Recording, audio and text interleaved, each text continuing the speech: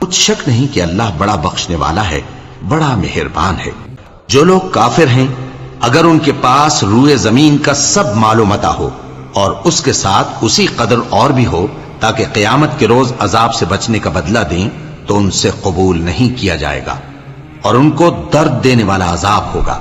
وہ چاہیں گے کہ آگ سے نکل جائیں مگر اس سے نہیں نکل سکیں گے، اور ان کے لیے ہمیشہ کا عذاب ہے۔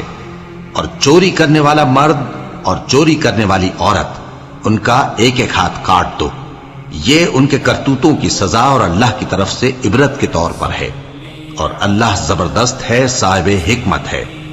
پھر جو شخص گناہ کے بعد توبہ کر لے اور نیکوکار ہو جائے تو اللہ اس کو معاف کر دے گا۔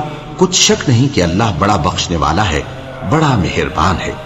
کیا تم کو معلوم نہیں کہ آسمانوں اور زمین میں اللہ ہی کی سلطنت ہے، جس کو چاہے عذاب کرے اور جسے چاہے بخش دے، اور اللہ ہر چیز پر پوری طرح قادر ہے۔